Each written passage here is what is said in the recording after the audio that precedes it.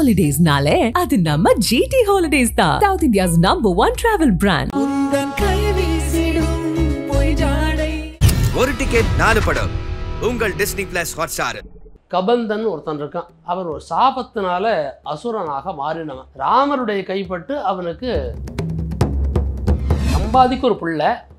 அந்த பிள்ளைகிட்ட அவன் சொல்கிறான், சம்பாதி எனக்கு இறை தேட முடியாது, நீ போய் தேடிட்டு வாங்குறான். அந்த சம்பாதியனுடைய பிள்ளை ஆகாச மார்க்கமாக இறை தேடி போகும்போது தான் சீதையை ராவணன் மடியில் வச்சு கொண்டு போகிறான். அவன் ராமா ராமா கத்தின்னு போகிறா. இந்த தகவலை சம்பாதி பிள்ளை இவன்கிட்ட சொல்கிறான். இனிமேல் கிளம்பணும். அப்போ எல்லாருக்கும் வாக்குமூலம் கொடுக்குறார். நான் கட்டாயமாக சீதையை மீட்டு கொண்டு வருவேன், மீட்க முடியலைன்னா ராவண வாலில் கட்டி கொண்டு வருவேன், ரெண்டும் இல்லைன்னா இலங்கையை பேத்து கொண்டு வருவேன்.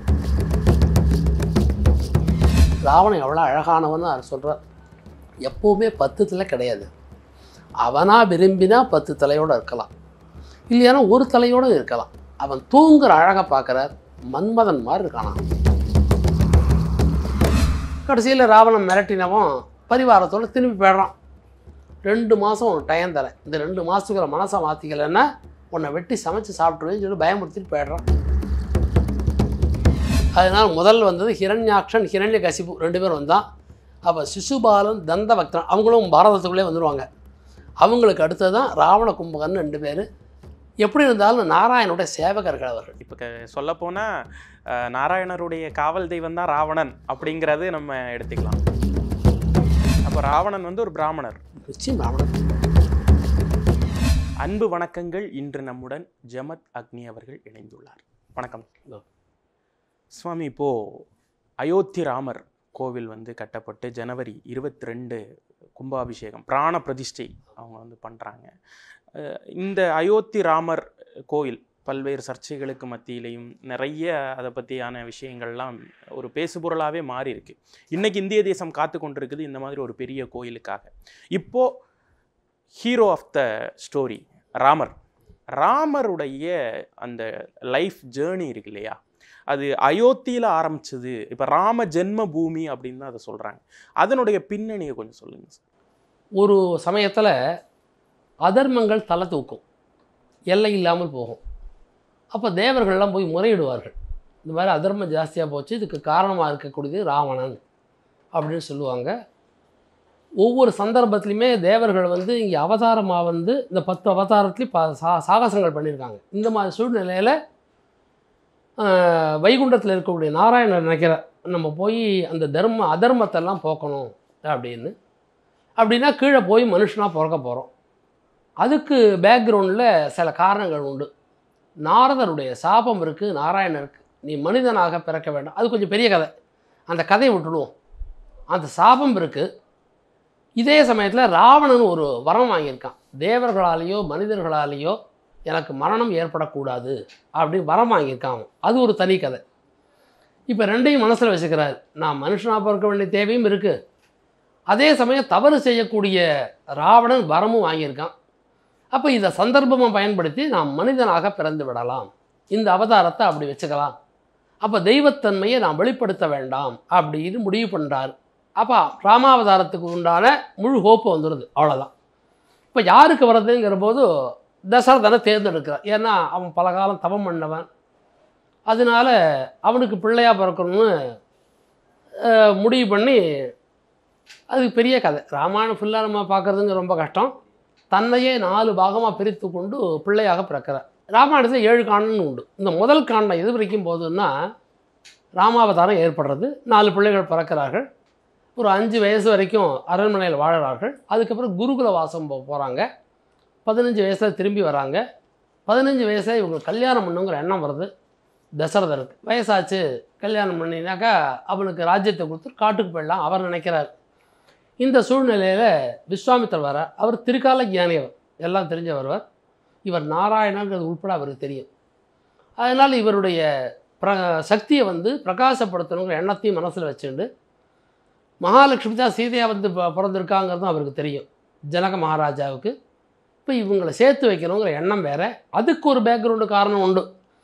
ஏன்னா இதே ராமருடைய வம்சத்தில் தான் வந்தவன் ஹரிச்சந்திரன். அந்த குடும்பத்தில் பாடாப்படுத்தினது இவர் தான்.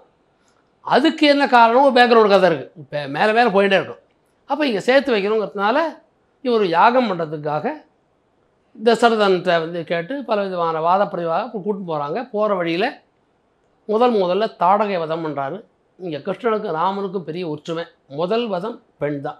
இங்கே தாடகை, அங்கே பூத்தனை கிருஷ்ணனுக்கு வதம் பண்ணி அதுக்கப்புறம் அந்த யாகங்களெல்லாம் சம்ரட்சணம் பண்ணி அதுக்கப்புறமா சீதையோட கல்யாணம் ஆகும்போது 16 வயசு கல்யாணம் ஆகுது. கல்யாணம் ஆகி அயோத்தியில் 12 வருஷம் வாழ்க்கை. 12 வருஷத்தில் படிப்படியாக இவர் ஞானத்தை வளர்த்துக்கிறாரு. போர் பண்ணக்கூடிய முறைகள், ராஜ்யம் பரிபாலம் பண்ணக்கூடிய முறைகள், பெரியவர்களுக்கு சேவை செய்யக்கூடிய முறைகளை சீதையும் இப்படி குடும்பத்தில் 12 வருஷம் ஆகுது. அதுக்கப்புறம் பட்டாபிஷேகம் பண்ணணும்னு நினைக்கும் போது அங்கே சில சூழ்நிலைகள் மூலமாக வனவாசம் போகும்படியாக நேருகிறது. வனவாசத்துக்கு வந்து சேருகிற சித்திரகூடத்துக்கு வந்துடுறார். நடுவில் நிறைய கதைகள், கொஞ்சம் நஞ்சம் இல்லை. அதாவது 32 நாளைக்கும் ஒரு நாளைக்கு 10 மணி நேரம் சொன்னால் தான் ராமாயணம் தீரும். நம்ம அப்படி அவ்வளோ டைம் வச்சுக்கல. அப்போ சித்திரகூடத்துக்கு வரும்போது தான் பரதன் வரான். உன்னை பிரிஞ்சு வாழ முடியாது, நீயே மன்னனாக இருக்குங்கிறான். அப்புறம் நான் வரலன்னுறார். அதுக்கப்புறம் இவன் செருப்படுத்துன்னு வந்து பாதுகை கொண்டு வந்து பட்டாபிஷேகம் வைக்கிறான். இதோட பாலகாண்டம் கிராஸ் ஆகிடும். அப்புறம் அயோத்தியா காண்டம், அது ஒரு பக்கம். பாலகாண்டம் இவருக்கு பட்டாபிஷேகம் தடுத்தத்துலேருந்தே போயிடும். அதுக்கப்புறம் அயோத்தியா காண்டம் போகும். அதுக்கப்புறம் இவன் பட்டாபிஷேகம் பண்ணி 14 வருஷம் இங்கே அந்த பாதுகைக்கு பூஜை பண்ணிட்டு வரான். அங்கேருந்து அயோத்தியா காண்டம் ஆரம்பிக்கும். ராமரும் காடுகளில் பல இடத்துல இருந்து அந்த சித்திரகூடத்துலேருந்து பல ரிஷிகளுடைய ஆசிரமங்களுக்கெல்லாம் போகிறார். அந்த இடம் ஆரண்ய காண்டம்னு 3வது காண்டம் ஆரம்பிச்சிடும். ஆரண்ய காண்டம் ஆரம்பித்து பல இடங்கள் பல பேரை அங்கே சந்திக்கிறது. விராதன்கிறவன் அவனை சந்திக்கிறது, அகஸ்தியரை சந்திக்கிறது, சரபங்கருக்கு அனுகிரகம் பண்ணுறது, இந்த கதையெல்லாம் வந்து அதுக்கப்புறமா மதங்காசிரமம்னு சூத்ரர்களில் ரிஷியில் அவர் சிறந்தவர். மதங்கர் சூத்ரர்களை உயர்வு இருக்கான்னு கேட்டாங்கள்ல, மதங்க ரிஷி. அந்த ரிஷியினுடைய ஆசிரமத்தில் தான் சபரி தொண்டு செய்து கொண்டு வருகிறார். அந்த சபரியிட்ட அந்த உபச்சாரத்தை ஏற்றுக்கொள்ளுகிறார். அந்த சபரி ஆசிரமத்துக்கு வரத்துக்கு முன்னால் தான் ராவணன் வரா, சீதையை கொண்டு போகிறான் அப்படின்லாம். அப்புறம் சீதையை தேட வேண்டிய ஒரு சூழ்நிலை வருகிறது. அப்போ அங்கே கபந்தன் ஒருத்தன் இருக்கான். அவர் ஒரு சாபத்தினால அசுரனாக மாறினவன். ராமருடைய கைப்பட்டு அவனுக்கு அந்த ஜென்மா முடிஞ்சு புனித ஜென்மா வரும்னு அவனுக்கு சாபம் இருக்குது. அதனால் கபந்தனுக்கு இவர் அனுகிரகம் பண்ணி அவனை வதம் பண்ணதுக்கு அப்புறம் அவனுக்கு திவ்ய ரூபம் பெற்று அதுக்கப்புறம் ஆகாச மார்க்கமாக தோற்றம் அளித்து அவன் சொல்கிறான், இந்த காட்டில் உனக்கு உபகாரம் பண்ணக்கூடியவர்கள் ஒருத்தர் தான் இருக்கான், சுக்ரீவன் இருக்கான்னு அந்த கதையெல்லாம் அவனே சொல்லிடுறான். வாலி சுக்ரீவனுக்கு சண்டை இருக்குது, அதனால் சுக்ரீவனுக்கு நீ உதவியாக இருந்தால் உனக்கு சீதையை தேடி தரக்கூடிய காரியத்தெல்லாம் செய்வான் அப்படின்னு சொல்லிட்டு அவன் அங்கேருந்து போயிடுறான். அங்கே ஆரண்ய காண்டம் முடிந்து விடுகிறது. அங்கேருந்து கிஷ்கிந்தா காண்டம் ஆரம்பிக்கிறது.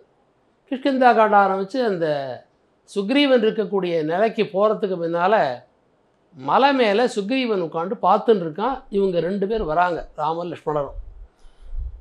இவருக்கு கூட பிறந்த அண்ணன் வாலி எதிரி. அதனால் அவனுக்கு இவனுக்கு ஒரு சண்டை வந்து அதில் பின்னால் சொல்ல போகிறாரு. இவன் வந்து வாலிக்கு பயந்து அந்த ரிஷ்யமூக மலையில் இருக்கான். வாலி இந்த பக்கம் வரமாட்டான், ரிஷ்யமூக மலை பக்கம் வரமாட்டான். ஏன் வரமாட்டாங்கிறதுக்கு காரணம் இருக்குது. இப்போ சுக்ரீவனுக்கு துணையாக இருக்கிறது ஆஞ்சநேயர். ஆஞ்சநேயரும் ஒரு மலை மேலேருந்து பார்க்குறா. இவங்க 2 பேரும் வரான். சுக்ரீவன் பயப்படுறான், வரது யாரும் தெரியலடான்னு. நான் போய் கேட்டு வரேன்ட்டு வரான். வந்தால் ராமலட்சுமணாக இருப்பாங்க. இவங்களை கூட்டின்னு போய் சுக்ரீவனுக்கு அறிமுகப்படுத்தி வச்சு அங்கே உட்காந்து நடந்ததெல்லாம் சொல்லுவாங்க. என்ன நடந்தது, யாராக நடந்தது, வாலிக்கு இவனுக்கு என் தகராறு நடந்தது, இப்படி இந்த கதையெல்லாம் சொல்லி கடைசியில் ராமர் சொல்லுவார், நான் உனக்கு உன்னுடைய மனைவி ருமையை லக்ஷ்மணன் வச்சுருக்கான், இவன் வச்சுருக்கான், வாலி வச்சுருக்கான், அவன் மீட்டு தரேன் அப்படிங்கிற போது வாலியினுடைய பலத்தெல்லாம் அவன் சொல்கிறான். மறைந்து இருந்தால் தாக்க முடியும், நேரடியாக யுத்தம் பண்ணால் பாதி வர அந்த கதையெல்லாம். அதுக்கப்புறம் வாலி வதம் நடக்கிறது. வாலி வதம் முடிஞ்சோடனே சுக்ரீவனுக்கு பட்டாபிஷேகம் ஆகிறது கிஷ்கிந்தேல. கிஷ்கிந்தேல ஆனோடனே சீதையை தேடக்கூடிய காரணம் இருக்குது. இப்போ அடுத்தது நீ எனக்கு உதவி பண்ண, நான் திருப்பி உபகாரம் பண்ணோம் இல்லையா. இப்போ மழை காலம் ஆரம்பிச்சாச்சு. இந்த மழை காலம் 4 மாதம் முடிகிற வரைக்கும் பொறுத்து இருப்போம், மழை காலம் முடியட்டும் அப்படின்னு கிஷ்கிந்தேல சுக்ரீவன் தங்குறான். ராமர் பிரசரவன மலைன்னு ஒரு மலை, அந்த மலையில் தங்கியிருக்கார். 4 மாதம் முடிஞ்சும் அவன் இவர்கிட்ட வரல, ராமருக்கு உதவி பண்ண வரல. அவனை ஞாபகப்படுத்தி மறுபடியும் தூண்டுவதற்காக லக்ஷ்மணன் அனுப்பிச்சு அதில் தூண்டுறா. அதுக்கப்புறம் சுக்ரீவன் தன்னுடைய தவறை உணர்ந்து தன்னுடைய சேனையை கூட்டுறான். வானர கூட்டங்கள், கரடை கூட்டங்கள் எல்லாரையும் கூட்டி என்ன பேச்சு நடக்கிறதுனா சீதையை தேடுவது எப்படி 4 பக்கமும் 4 விதமான சேனைகளை அனுப்புகிறாங்க. அந்த சேனைகள் தேடிக்கொண்டு போகிறது. அதில் 3 பக்கம் போனவங்க, அதாவது தென் திசையை தவிர கிழக்கு மேற்கு வடக்கு 3 திசையில் போன சேனைகள்லாம் திரும்பி வந்து சீதையை காணோங்கிறாங்க. அங்கே சுக்ரீவன் ஒரு உத்தரவு பண்ணியிருக்கான், சீதை கிடைக்கலன்னு வந்தாலோ 1 மாத காலம் தாண்டி வந்தாலோ நீங்கள் எல்லோரும் கொல்லப்படுவீர்கள் அப்படின்னு சட்டம் போட்டிருக்கான்.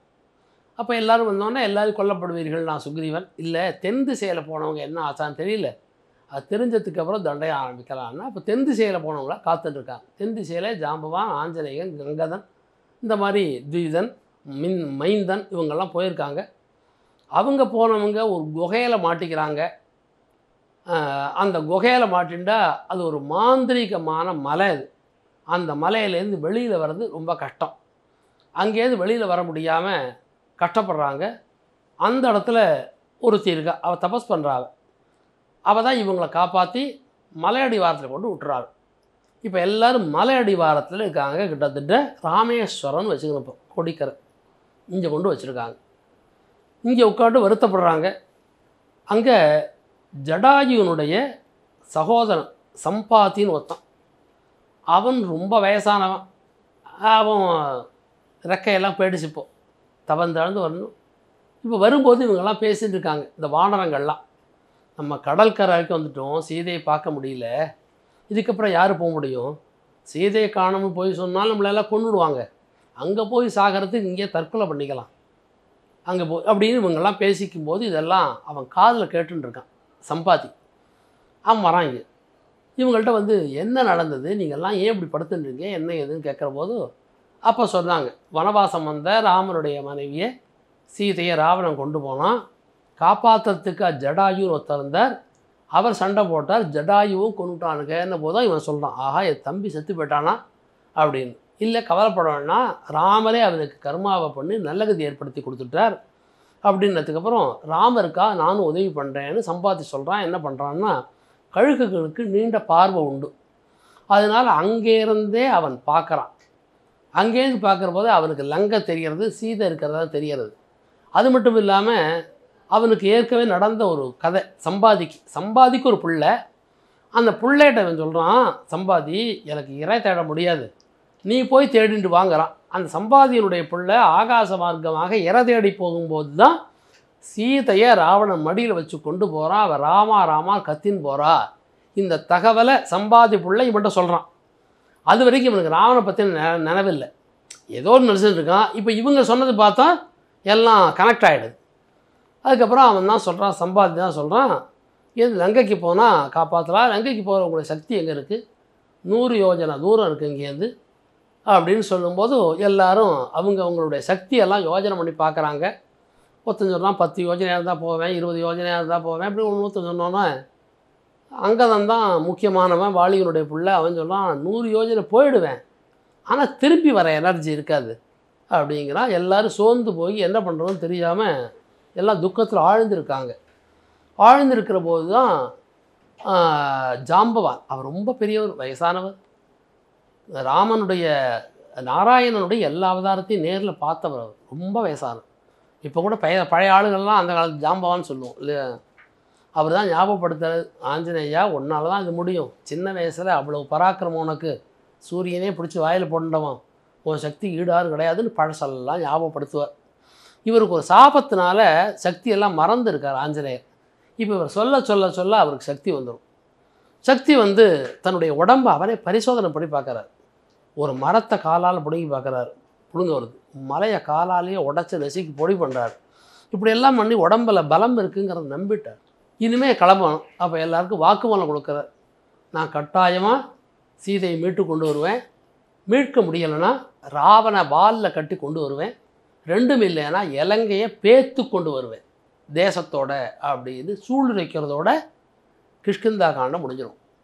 அங்கேயிருந்து சுந்தரகாண்டம் ஸ்டார்ட் ஆகும். இவர் அந்த பக்கம் போகிறது ஒன்றும் பெரிய சரித்திரம். ஒரு சர்க்கமும் வால்மீகி எப்படி பண்ணியிருக்காருன்னா ஒரு வீடியோ காட்சி மாதிரி பண்ணியிருக்காரு, ஒரு சீரியல் மாதிரி இருக்குது. அந்த ஸ்லோகங்கள் படிக்க போகிற காட்சிகள்லாம் ஞாபகம் வரும். அந்த இதை தாண்டினது, சமுத்திரம் தாண்டினது மட்டுமே 200 ஸ்லோகம். அதை முழுசாக நீங்கள் காட்சியாக பார்க்கணும்னா 1 மணி நேரம் இருந்தால் தான் காட்சியே பார்க்க முடியும். நடுவில் மெயினாக கமலை அது வர்றது, அனுகிரகம் பண்ணுறது, சுரசை சிம்மிக்கை, இந்த ராட்சசிகளெல்லாம் வெல்லுவது, இதையும் தாண்டி போகுது, தேவர்களெல்லாம் ஆகாசத்தில் பார்க்கறது, இப்படிலாம் பார்த்துன்னே அங்கே போகிறார் ஆஞ்சநேயர். அங்கே போய் சாயங்கால நேரத்தில் இறங்குறார் ஆஞ்சநேயர். திரிகோணமலையில் இறங்குறார். இறங்குனோடனே அப்போ அவருடைய உருவம் என்னன்னு வால்மீகி சொல்கிறார். 30 யோஜனை உயரமாக அவருடைய உயரம். ஒரு யோஜனைனா 8 மைல் வச்சுக்கலாம், 30னா 3 24 240 மைல் உயரம் அவருடைய உடம்புடைய உருவம். குறுக்கு அகலம் மார்பு அகலம் 10 யோஜனைங்கிறார். 80 மைல் அகலம் மார்பு அகலம். இப்படி ஒரு உருவம் இருக்க முடியுமானா அதுக்கு ஒரு சின்ன பேக்ரவுண்டு. இவர் ஆஞ்சநேய சுவாமி பாடம் கற்றுன்றது சூரியன்கிட்ட. ஆஞ்சநேய சுவாமியுடைய அவதாரமே சிவனுடைய அவதாரம். சிவன் தான் ஆஞ்சநேயராக வந்திருக்கார், அது ஒரு எனர்ஜி. சூரியன்கிட்ட பாடம் கற்றுக்கும் போது அஷ்டமா சித்தி இவருக்கு வந்திருக்கு. அஷ்டமா சித்தியில் என்னென்னா 8 விதமான இவருக்கு சித்திங்கிறது அஷ்டமா சித்திங்கிறது. எப்படின்னா இன்விசிபிளாக இருக்கலாம், அது ஒரு சக்தி. கரிமான்னு பேர். தன்னுடைய கனத்தை கூட்டி கொள்ளலாம். அந்த சக்தி உள்ளவங்க ஒரு ஊசியை கீழே வச்சா க்ரைன் வந்தால் கூட ஊசி எடுக்க முடியாது, அப்படியே தான் இருக்கும். அந்த க்ரைன் வந்தால் யார் வந்தாலும் எடுக்க முடியாது, உடச்சாலும். கரிமா. லகிமான்னு ஒன்று பேர். தன்னுடைய எடையை காற்று போல் மாற்றிக்கொள்ளுது, பஞ்சு போல். கரிமா. இப்படி பல சக்தி இருக்கிறதுனால சின்ன உருவமாக இருந்த ஆஞ்சநேயன் இவ்வளோ பெரிய உருவமாக அந்த அஷ்டமா சித்தியினால் மாறி போனான். உருவம் பெருசாச்சு. கனம் லகிமான்னு ஒன்று. அந்த லகிமாவனால் தன்னுடைய அத்தனை பெரிய சரீரத்தை இளவம் பஞ்சு மாதிரி மாற்றிட்டார். அப்படி தான் அந்த பக்கம் போனார். அங்கே போய் திரிகோணமலையில் இறங்கினோடனே அந்த அந்த லங்கையினுடைய அழகெல்லாம் பார்த்து ரசிக்கிற. இந்த காலத்தில் விஞ்ஞானங்கிறோம், அந்த காலத்தில் வால்மீகியே சொல்லிட்டார். அந்த தேசத்தை சுற்றி பீரங்கி இருக்கான் காவலுக்காக. ஒரு ஈ காக்கா கூட உள்ளே போக முடியாது, அவ்வளோ பீரங்கி லங்கையை சுற்றி இருக்குது, யாரும் உள்ளே வர முடியாது. அழகெல்லாம் பார்க்குறார். சாயங்காலம் 4 மணி 4:30 மணி ஆகுது. இந்த உருவத்தோடு போனால் பிரச்சனை வரும். தன்னுடைய உருவத்தை சுருக்கிக்கணும்ன்ட்டு கொஞ்சம் கொஞ்சமாக சுருக்கிண்டு, இப்போ பூனை குட்டி போட்டால் அந்த குட்டி என்ன சைஸ் இருக்கோ அந்த சைஸாக மாறிட்டார். இந்த உருவத்தில் போனால் தான் யாரும் கண்டுபிடிக்க முடியாதுன்னு. அப்போ தான் சாயங்காலம் அஸ்தமன நேரம் 6 மணி, அன்றைக்கி பௌர்ணமி. அந்த சந்திரோதயம், அந்த சமுத்திரத்தினுடைய காட்சி, அங்கே பிரகாசமான விளக்கெல்லாம் வச்சுருக்காங்களாம். பெரிய பெரிய டவர் லைட்லாம் இருக்கான் லங்கைக்குள்ளே. விஞ்ஞானம் சொல்கிறோமே, அங்கே விஞ்ஞானம் எவ்வளோ பேசுகிறாங்க தெரியுமா? அவ்வளோ விஞ்ஞான ரீதியாக இருக்கான் அந்த தேசம் பூரா. அந்த அழகை பார்த்துட்டே இருக்கார். இப்படி சமுத்திரம், அந்த சந்திரனுடைய வெளிச்சம், இந்த வெளிச்சம் ரொம்ப ஆச்சரியப்பட்டு முதல்ல நினைக்கிறார், நான் ஏதோ வாயுவனுடைய பிள்ளைங்கிறதுனால வந்துட்டேன், இங்கே ஒரு பயம் வர முடியாது. ராமன் நினச்சாலும் இங்கே ஒன்றும் ஒரு ஆணி கூட பிடுங்க முடியாது.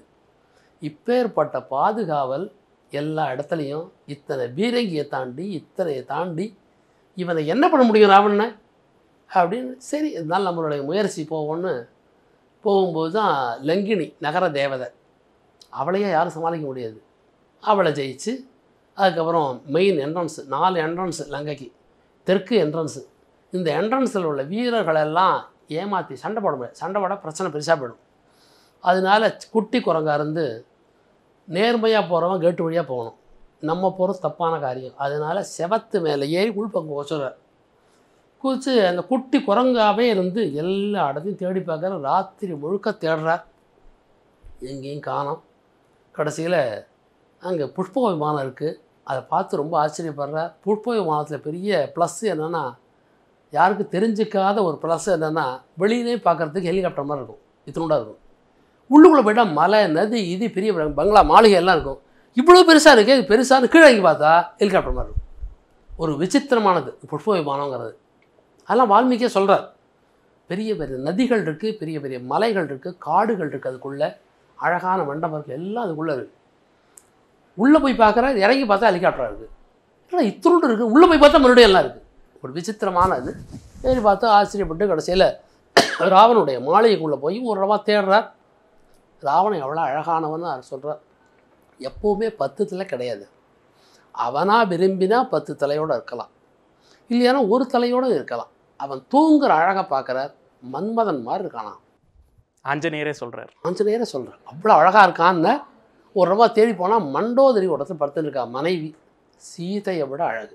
சீதை இவர் பார்த்தது இல்லையே, ஆனால் அந்த அழகை பார்த்துட்டு இவதான் சீதையை நினச்சி ரொம்ப சந்தோஷப்பட்டு கண்டுபிடிச்சிட்டேங்கிற. அப்போ அவ சொல்கிறார், இவன் சீதையாக இருந்தால் இவன் மாளிகையில் சுகமாக தூங்குவாளா இவ, அப்போ இவன் சீதை இல்லை அப்படிங்கிற சந்தேகம் வந்து மறுபடியும் வெளியில் வந்து ராத்திரி 12 மணி 1 மணி 1 மணிக்கு எங்கேயும் தேடி கலைக்கலை.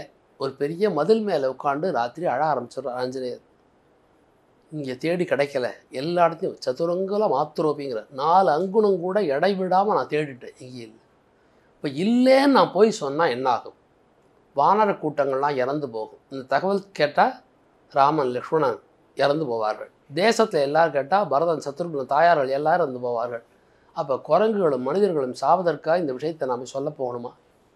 நான் இங்கேயே இருந்துடுறேனே, நான் இங்கேயே இருந்து செத்து போய்ட்றேன், தற்கொலை பண்ணிக்கிறேன், நெருப்பு வச்சு நான் தற்கொலை பண்ணிக்கிறேன், செய்தியை சொல்ல போக மாட்டேன். அப்புறம் அவரே நினைக்கிறேன், உயிரோடு இருந்தால் என்னைக்காவது ஒரு நாள் பார்க்கலாம், அதனால் நான் உயிர் வாழ்வேன், முனிவர்களை போல கிழங்குகளை சாப்பிட்டு தேடிக்கொண்டு இருப்பேன். இப்படியெல்லாம் பலவிதமான கற்பனை, கண்ணீர், அழுக. நம்மளாம் பார்த்தா அழுதுருவோம். அந்த காட்சியெல்லாம் அப்படி நீங்கள் வீடியோ காமிச்சா கதறி அழுதுருவோம். இந்த மாதிரி ஒரு ஆஞ்சநேயனுக்கு ஒரு சூழ்நிலையான்னு ராத்திரி 3 மணி இப்போ அழுது இப்படி ஓஞ்சிருக்கு. அவருக்கு எல்லா படிப்பும் தெரியும், தெரியாத ஒன்றுமே இல்லை. ஒரு காற்றடிக்கிறது, அந்த காற்றுக்குண்டான பலன் என்னன்னு பார்க்குற. நல்ல சகுனம் எங்கேயாவது வந்திருக்கு. அப்போ பார்வையை திரும்பி பார்க்கும்போது இங்கே ஒரு சின்ன தோட்டம் இருக்கே, இதுக்குள்ளே நான் பார்க்கலையே நம்ம அப்படின்னு வந்து அந்த தோட்டத்தில் ஏறி குதிக்கிற. அதுக்கு பேர் அசோகவனம்னு. சோகம்னா துன்பம், அசோகம்னா துன்பத்தை நீக்கக்கூடியது. அசோகவனம். மரத்துக்கு கூட அசோகம்ங்கிற பேர் இருக்குது இல்லையா, அதெல்லாம் நிறைஞ்சிருக்கு. அப்படியே உள்ளே போகிற, எல்லா இடத்தையும் தேடி பார்க்குற, ஒன்றும் தெரியல. கடைசியில் ஒரு வழி இல்லாமல் ஒரு தாமரை தடாகம், குளம் இல்லையா, குளத்துக்கு பதில் ஒரு மரம், சிம்சுபார் மரம்.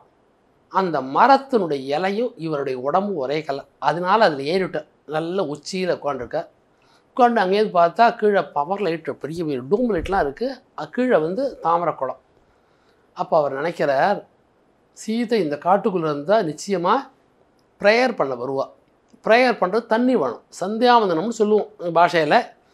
ப்ரேயர் தான் வச்சுக்கணும். சந்தியாவந்தனம் இப்போ எல்லாருமே சந்தியானம் பண்ணலாம். சந்தியானா பிராமணன் இல்லை, சந்தியானா மாலை அல்லது பகல், காலை வந்தோம்னா வணங்குவது இல்லையா. காலை வணக்க நீங்களும் பண்ணலாம், நானும் பண்ணல, யாரும் பண்ணலாமே. ஜாதி மதம் கிடையாது. சந்தியாவந்தனம் பண்ணுறது ஜாதி மதம் உண்டா? எல்லோரும் பண்ணலாம். காலையும் மாலையும் தெய்வத்தை தொழுவது, இதுக்கு பேர் சந்தியாவந்தனம் பேர். அப்படி இந்த குளத்துக்கு நிச்சயமாக வருவா. கார்த்தால விடிகாலம்பரை இங்கே வருவா, சந்தியாவனம் பண்ணுறதுக்கு வருவா. அப்படின்னு அங்கே மரத்து உச்சியில் காலம்பரம் 4:30 மணிக்கு உட்காந்து பார்த்துன்னு இருக்க. அது வரைக்கும் ஒன்றுமே தெரியல. இப்போ பெரிய சத்தம் கேட்குது. என்ன சத்தம்னு பார்த்தா ராவணன் பரிவாரத்தோடு வரான். அவனுக்கு என்னென்னா, இவன் மனசு மாதிரி நம்மளை கணவனாக ஏற்றுக்கொள்வாளுங்கிற எண்ணத்தில் இன்னும் ராத்திரி மதுபானம் சாப்பிட்ருக்கான். அந்த போதை தெளியாமல் வந்துருக்கான். வந்தவன் சீதையிட்ட பேசுகிறான், மனசை மாற்றிக்கோ பேசுகிறான். இதெல்லாம் ஆஞ்சநேயர் கேட்டுட்டே இருக்கார். இது என்னதா இது, கீழே இருக்கிறது யாரோ இருக்குது தெரியும், யாரோ பொம்மநாட்டி இருக்காள். இவரு சீதை பார்த்ததில்லை அவர். அப்படி இங்கே பேசுறதை பார்த்தா இது சீதைன்னு அப்புறம் கன்ஃபார்ம் பண்ணுறார். இந்த கிஷ்கிந்தா காண்டத்தில் என்ன ஆச்சுன்னா, ராவணன் வந்து சீதை தூக்கின்னு போகும்போது அவளுடைய ஆபரணத்தெல்லாம் ஒரு துணியில் கட்டி கீழே போட்டாள். அந்த துணி இப்போ மேல் புடவையிலேருந்து கிழிச்சு ஒரு பிட்டு, அது எல்லோ கலர். இவன் கட்டின்னு இருக்கிறது எல்லோ கலராக இருக்குது. இப்போ கலரை மனசில் வச்சுருந்து இந்த கலர் துணியில் தான் கட்டி போட்டால் அப்போ இவ சீதை தான் அப்படிங்கிற மனோபாவம் வந்து அந்த மரத்தில் கீழ்கிளையில் அந்த இலையில தன்னை மறைச்சுண்டு உட்காந்துருக்க. நடக்கிறதெல்லாம் வேடிக்கை பார்க்குறதுக்காக. கடைசியில் ராவணன் மிரட்டினவன் பரிவாரத்தோடு திரும்பி போயிடுறான். 2 மாதம் உனக்கு டைம் தரேன், இந்த 2 மாதத்துக்குள்ள மனசை மாற்றிக்கலைன்னா உன்னை வெட்டி சமைச்சு சாப்பிட்ருவேன்னு சொல்லி பயமுறுத்திட்டு போயிடுறான். அவள் அழுதுன்ட்டுருக்கா, துன்பப்பட்டுருக்கா. இந்த சமயத்தில் இவளுக்கு ஆறுதலாக இருக்கக்கூடியது விபீஷ்ணனோட பொண்ணு ஒருத்தி திருஜடைன்னு பேர். அவள் வந்து நல்ல வார்த்தையெல்லாம் சொல்கிறான். நீ கவலைப்படாத, உனக்கு அப்படியெல்லாம் வராது. நான் ஒரு கனவு கண்டேன். அந்த கனவில் ராமர் உன்னை மீட்டு கொண்டு போவதாகவும் புஷ்ப விமானத்தில் வரதாகவும் இப்படியெல்லாம் நான் கனவு கண்டேன் எல்லாம் சொல்கிறாவ. அவளுக்கு சமாதானமாச்சு. அதுக்கப்புறம் அவங்க அந்த பக்கம் போனோன்னே ஆஞ்சநேயர் இவளுக்கு எப்படியாவது ஆறுதல் சொல்லணுங்கிற எண்ணம் சீதைக்கு. எப்படி சொல்கிறது, குரங்கா போய் சொல்ல முடியுமா? குரங்கு பாஷை தெரியுமா அவளுக்கு? நான் மனுஷன் மாதிரி பேசினா குரங்கு இப்படி பேச முடியுமா? சந்தேகம் வரும். இப்படி பலவிதமான பிரச்சனை. எந்த பாஷையில் எப்படி இவள்கிட்ட பேச சிக்கல் இருக்குது. எல்லா பாஷையும் தெரியும், ஆனால் எப்படி ஆரம்பிக்கிறது, டாபிக் எப்படி ஆரம்பிக்கிறது அப்படின்ட்டு யோஜனை பண்ணி கடைசியில் கடந்த கால நிகழ்வுகளை எல்லாம் அவர் பாட ஆரம்பிக்கிறார். அவர் அயோத்தி ஒரு தேசம், அங்கே தசரதன் ஒரு மந்தனா, அவருக்கு 4 குழந்தைகள் இருந்தால் அந்த குழந்தைகள்லாம் படித்தாங்க. கடைசியில் சீதையை கல்யாணம் உண்டாதாவன். அந்த சீதையை வனவாசம் போக முடியாவா சித்தை கைகையை சொன்னதுனா காட்டுக்கு வந்தாவோ அந்த இடத்துல தூக்கின்னு போனால் அவள் இன்னும் உயிரோடு இருக்காளோ இல்லையோ இப்படி மேலோட்டமாக அவள் அப்போ தான் கொஞ்சம் தெம்பு வருது. நம்ம கதையெல்லாம் சொல்லக்கூடிய ஆள் இங்கே ஒருத்தர் இருக்காரான்னு கொஞ்சம் சமாதானம் வருது.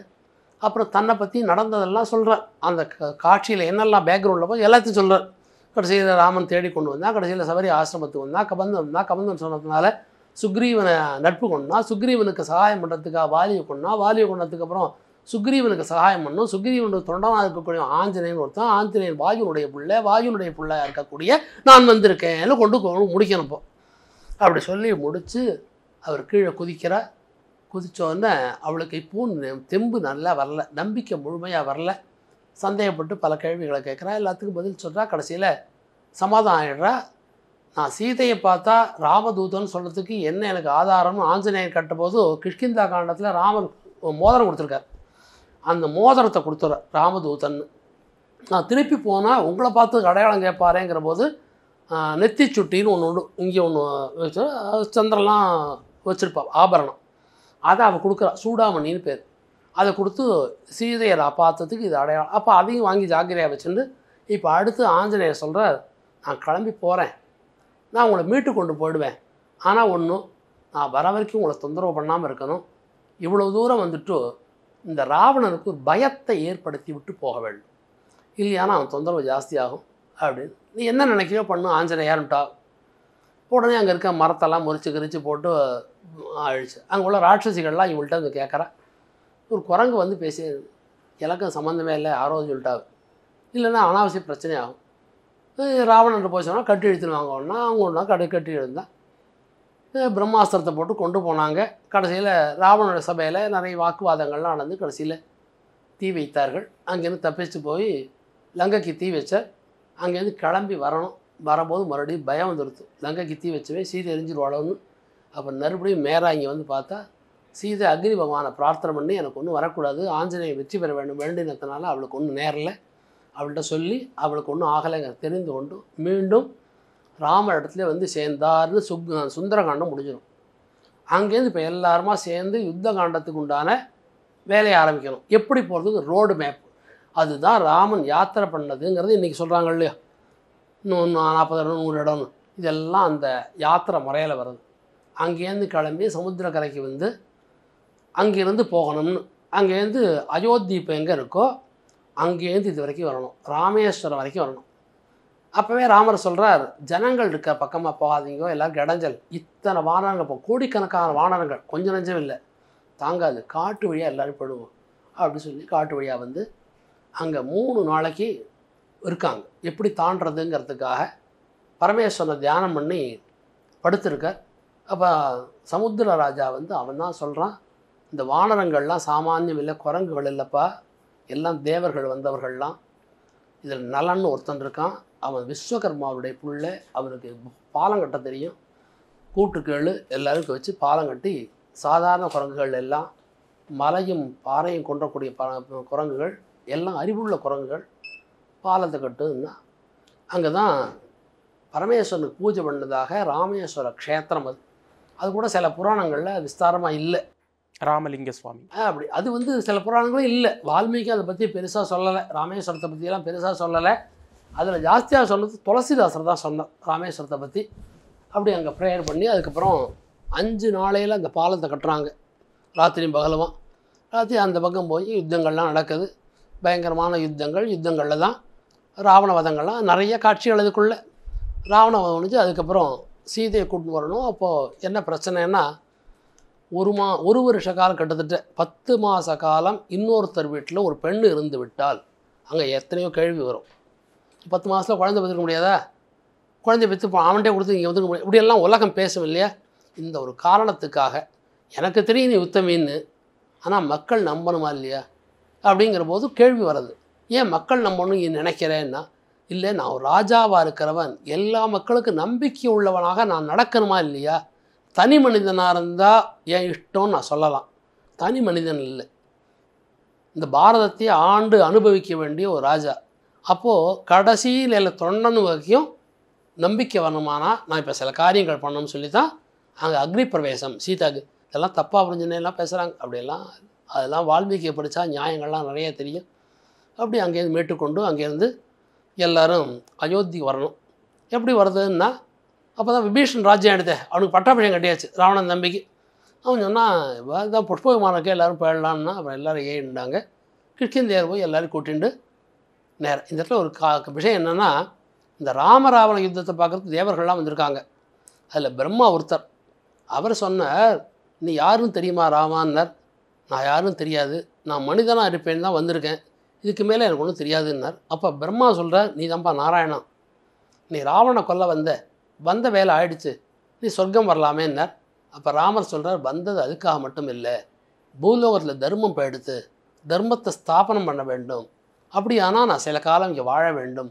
11,000 வருஷ காலம் ராவண வதத்துக்கு பிறகு இங்கே வாழ்ந்து தர்மத்தை ஸ்தாபிக்க வேண்டும், அது உறுதிப்படுத்தி தான் வரணும் அப்படின்னு. அப்படி அங்கே போய் பட்டாபிஷேகம் பண்ணிக்கொண்டார். பட்டாபிஷேகம் பண்ணிக்கொண்டு அங்கே ராஜ்ய பரிபாலனம் பண்ணும்போது மறுபடியும் ஒரு ஏச்சு பேச்சு வருது. இதை புரிஞ்சுக்காதவன் மறுபடியும் பேசுகிறான், சீதை உத்தமியான்னு கேட்க ஆரம்பிக்கிறான். இந்த மக்களுக்கு மறுபடியும் ஒரு நம்பிக்கை ஏற்படுத்துறதுங்கிறதுக்காக தான் அவளை காட்டுக்கு போக சொல்லி, காட்டில் இருந்து லவகுஷர்களை பிறந்து அதுக்கப்புறம் வந்து சேர்ந்து தர்மத்தை ஸ்தாபனம் பண்ணி அதுக்கப்புறம் சரை நதியில் இறங்கி வைகுண்டம் போனார்னு நிறைய கேள்வி பதில். எங்களை மாதிரி இருக்கிறவங்கள்ட்ட கேட்டாங்க, நாங்களாம் கேள்வி பதில் சொல்ல தயாராக இருக்கோம். இவங்களாவே கேள்வி ஆரம்பித்து அவங்களுக்குள்ளே பதிலையும் சொல்லிக்கிறாங்க. இதுதான் எங்களுக்கு வருத்தமாக இருக்குது. அந்த ராமனுக்கு தான் இன்றைக்கி பட்டாபிஷேகம் ஆக போகிறது.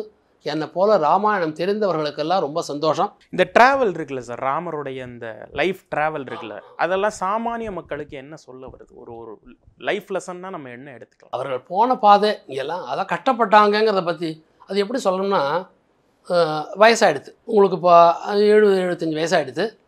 சின்ன வயசில் கஷ்டப்பட்டோம்ல, நம்ம குழந்தைகள்கிட்ட சொல்லுவோம், இப்படியெல்லாம் இருந்து கஷ்டப்பட்டோம், இதெல்லாம் தெரிஞ்சுன்னு அவங்களுக்கு என்ன லாபம்னா, லாபம் ஒன்றும் இல்லை, அப்பாவினுடைய கஷ்டத்தை உணர்வதுன்னு இருக்கு இல்லையா? அப்போ நடக்கிற போது நமக்கு என்ன தோணும், ஆகா ராமன் சீதையெல்லாம் பறி கொடுத்து இப்படியெல்லாம் அலைஞ்சிருக்கானே நம்மளுடைய தெய்வம்னு அந்த அன்பும் அது பக்தியாக மாறி அங்கே ஒரு மனசு சாந்தியும் ஏற்படும். அதுக்காக தான் அந்த இடத்தெல்லாம் ஹைலைட் பண்ணுறது. இப்படியெல்லாம் ராமன் வந்தான். இப்போது ராமாயணத்தை வந்து ஒரு இவ்வளவு நேரம் ரொம்ப அருமையாக நீங்கள் சொன்னீங்க. எப்போவுமே ஹீரோ பற்றி பேசுகிறப்ப நம்ம வில்லனை பற்றியும் பேசி ஆகணும். ராவணன் ஒவ்வொரு அவதாரத்துக்கு பின்னாடியும் ஏதோ ஒரு பிறப்புக்கு ஒரு காரணம் இருக்கும் அப்படிங்கிற மாதிரி. அது ஒரு சின்ன விஷயம், அது வந்து பாகவதம்ங்கிறத அதை எடுத்து சொல்லும். ஒரு சமயத்தில் சனகாதி முனிவர்கள்லாம் நாராயணனை பார்க்க போகிறார்கள். அப்புறம் 2 காவல்காரர்கள் ஜெயவிஜயன்னு அந்த 2 பேர் தடுக்கிறார்கள். இந்த துவார பாலகர்கள்னு சொல்லுவாங்க இல்லையா? துவாரம்னா வாயில், பாலகர்னா காவல்கார், வாயில் காப்போன். இப்போ கூட கோயிலில் நிற்பாங்க. துவாரபாலகர் நீங்கள் சம்ஸ்கிருதம் சொன்னாலும் தமிழில் வாயிற் காப்போன்னு பேர். 2 பேர் பார்க்க முடியாதுன்னா சபிச்சுட்டாங்க, அசுரனா போக முடியாது. நாராயணன் வந்தார், சபிச்சுட்டாளேன்னு. சாப்ப நீக்கம் என்னன்னா, நீங்கள் 100 ஜென்மா எடுத்து என்னை வந்து அடையலாம், இல்லையானா எனக்கு விரோதியாக இருந்தால் 3 பிறவியில் வரலான்னு அவர் சொல்கிறார். நான் விரோதியாக இருந்தாலும் பரவாயில்ல, சீக்கிரம் வந்தால் போகிறோம் அப்படின்னு அவன் உரம் வாங்கியிருக்கான். அதனால் ஜெய விஜயர்களுக்கு 3 பிறவி சொல்லியிருக்காங்க. அதனால் முதல் வந்தது ஹிரண்யாக்ஷன், ஹிரண்ய கசிப்பு 2 பேர் வந்தான். அப்போ சிசுபாலன், தந்தபக்தன் அவங்களும் பாரதத்துக்குள்ளே வந்துடுவாங்க. அவங்களுக்கு அடுத்தது தான் ராவண கும்பகர்னு 2 பேர். எப்படி இருந்தாலும் நாராயணனுடைய சேவகர்கள் அவர்கள். இப்போ சொல்லப்போனால் நாராயணருடைய காவல் தெய்வம் தான் ராவணன் அப்படிங்கிறது நம்ம எடுத்துக்கலாம். அது வந்து ஒரு ரூட்டு. இது வந்து தெய்வத்துக்கிட்டே வந்த ரூட்டு. இது இல்லாமல் வேறு ஒரு ரூட் இருக்கும். ராவணன் யாருக்கு பிறந்தான்னு ஒன்று வரலையா? பிரம்மாவினுடைய பிள்ளையாக இருக்கக்கூடிய மானசபுத்திரன். அவெல்லாம் நம்மள மாதிரி கர்ப்பம் தரித்து பிள்ளை பிறக்கணும் அவசியம் இல்லை, வேதங்களில் இருக்க வழியெல்லாம் இருக்குது. அந்த அடிப்படையில் புலஸ்தியர்னு ஒரு மகரிஷி, அவருடைய பிள்ளை விஸ்ரவசன்னு பேர். விஸ்ரவசனுடைய பிள்ளை ராவணன். இது நம்ம கண்ணுக்கு நேரம் தெரிகிற பூலோக வம்ச பரம்பரை இப்படி வரும். பிரம்மாவினுடைய பரம்பரையரும் பிராமணன் தானே. இவனை போய் தமிழில் இருக்காதா, இவன் எங்கள் தமிழங்க, அவன் சத்திரியன் ராவணன், அவன் பிராமணன் நினச்சிட்டு இருக்காங்க. நாங்கள் சத்திரியனை தான் கொண்டாடுறோம், பிராமணனாக இருந்தாலும் தீவர்களை கொண்டாடுவதில்லை. அப்போ ராவணன் வந்து ஒரு பிராமணர். நிச்சயம் பிராமணன் தான். யாக மண்டபம் அவன் எல்லாம் பண்ணியிருக்கான். செய்து தவறுக்காக தண்டனையை தவிர அவனுடைய சக்தியிலையோ தபஸிலையோ அவனுடைய நன்மையிலையோ அது ஒரு குறைவும் இல்லை. அவ்வளவு யாகம் பண்ணவன். இது மாதிரியான தெய்வ அவதாரங்கள், இப்போ முருகர் வந்து தோன்றினார், சூரபத்மனை அழிச்சாரு அப்படின்னு. ஆமாம் ஆமாம் ஆமாம். அதன் பிறகு இப்போ ராமர் வந்து ராவணன் அழிச்சாரு. இந்த அழிவுக்கு அந்த கிளைமேக்ஸ் இருக்கு இல்லையா, அதில் வந்து எல்லா இடத்துலையுமே ஆட்கொண்டாங்க அப்படிங்கிற ஒரு வார்த்தையை நம்ம பார்க்க முடியுது. அதாவது சூரபத்மனும் வந்து முருகர் வந்து சூரபத்மனை அழித்து சேவலாகவும் சேவர் கொடியாகவும் மயிலாகவும் ஆட்கொண்டார் அப்படின்னு. ராவணனுடைய கதையிலையும் ராவண பூமியை அப்படியே விட்டுட்டார். அவர் வந்து அதை வந்து கேப்சர் பண்ணல, மனித வாழ்வையில் அதை கேப்சர் பண்ணல. ராவணனுடைய அதாவது வழித்தோண்டல்கள்கிட்டயே அந்த தேசத்தை ஒப்படைச்சாருன்னு சொல்கிறாங்க. யுத்த காண்டத்துக்கு அப்புறம் உத்தரகாண்டம்னு ஒன்று இருக்குது. அதில் ராவனுக்கு அனுகிரகம் பண்ணி அவன் ராஜ்யத்தை ஆண்டு வந்திருக்கான். அவனுக்கு பல காலம் வந்திருக்கான். அவன் சிவபக்தா மாதிரி இருக்கான். அவனுக்கு நிறைய அனுகிரகம் பண்ணியிருக்கான் பரமேஸ்வரன். அதெல்லாம் பக்தி, அதெல்லாம் ஒன்று. உங்களுடைய ப்ளஸ் ஒரு பக்கம் இருக்கும், மைனஸ் இருக்கும். மைனஸுக்காக ராவண பதம் வந்து தர்மத்தை நிலைநாட்டினது ஒரு பக்கம், இவனுடைய ப்ளஸுக்காக பரமேஸ்வரனை மகிழ்ச்சி பண்ணினா அது ஒரு பக்கம். அந்த விஷயம் இதுவரை நான் கேள்விப்பட்டதோ இல்லையே, அந்த ராவண வதத்துக்கு பிறகான வாழ்க்கை அப்படிங்கிறது. ராவண வதத்துக்கு அப்புறம் அவன் முடிஞ்சு போயிடுது. அதுக்கப்புறம் தேவர்களோட ஒன்றிட்டான். ஜெய் விஜயவாடா தான் வந்தான். இவன் முன்னாடி அங்கேயே போயிட்டான். ராவணன் கும்பகர்ணன் 2 பேரும் மரணத்துக்கு அப்புறம் ஜெய விஜயர்களாக மாறி வைகுண்டத்தில் மறுபடியும் பழையபடி வாயுர்காப்போனாக மாறிவிட்டார்கள். அதான் ராமர் ஒரு வாழ்ந்த நபராக நமக்கு எல்லாருக்கும் முன்னாடி ஒரு பெரிய லைஃப் லெசனை கொடுத்துட்டு போயிருக்கார். ஆனால் அவருடைய பெயரில் இன்றைக்கி நிறைய அரசியல் நடக்குது, நிறைய விஷயங்கள் வந்து ஒரு ஒரு என்ன சொல்ற டிபேட்டாக போயிட்டுருக்கு இல்லையா. அதையெல்லாம் மனசில் வச்சு நீங்கள் ராமாயணத்தை மக்கள் வந்து எந்த முறையில் கையாளணும், ராமருங்கிற ஒரு கான்செப்ட், ஒரு கடவுளை எந்த பார்வையில் பார்க்கணும்னு நினைக்கிறீங்க? ராமருடைய உயர்வை தெரிஞ்சுக்கணும்னா ஒன்று பக்தி இருக்கணும். பக்தி இல்லைன்னா ரிசர்ச் பண்ணணும். ரிசர்ச்சுக்கு பேசிக்காக இருக்கிறது வால்மீகி ராமாயணம் தான். வால்மீகி ராமாயணத்தை மையமாக வைத்து ஆய்வு பண்ணி நமக்கு என்ன கருத்து சொல்லியிருக்காங்க நீங்கள் எடுத்துக்கணும். ரெண்டுக்குமே உங்களுக்கு பொறுமை இல்லைன்னா நல்லவர்கள் என்ன சொல்லுகிறார்களோ கேட்டுவிட வேண்டும். 3 மார்க்கம் தான் இருக்குது. ஒன்று, எனக்கு உடம்பு முடியலைன்னா மருந்து ஆய்வு பண்ணலாம், டாக்டர் சொன்னதை கேட்கலாம். இந்த 2ம் இல்லையானா எனக்கு அனுபவப்பட்ட எங்கள் குடும்பத்தில் பெரியவங்க சொன்னால் கேட்கலாம். இது மாதிரி இந்த 3மே பண்ண மாட்டேன்னு சொன்னால் அதுக்கு பேர் பகுத்தறிவு இல்லை, அயோக்கியத்தனம்னு பேர். நிறைய விஷயங்கள் எங்களோட பகிர்ந்துக்கிட்டீங்க. அயோத்தி ராமர் கோவில் விரைவில் வந்து திறக்கப்பட இருக்குது. நீங்கள் சொன்ன மாதிரி ராமரை வந்து இனிமேல் பார்த்துக்கிட்டு இருக்க மக்களும் அவங்களும் இன்னும் நிறைய தெரிஞ்சுக்கணும் அப்படிங்கிற அவளோட தொடர்ந்து பேசுவோம். ரொம்ப நன்றி. ஹாலிடேஸ்னாலே அது நம்ம GT ஹாலிடேஸ் தான். South India's #1 travel brand. ஒரு டிக்கெட் 4 படம் உங்கள் டிஸ்னி பிளஸ் ஹாட்ஸ்டார்.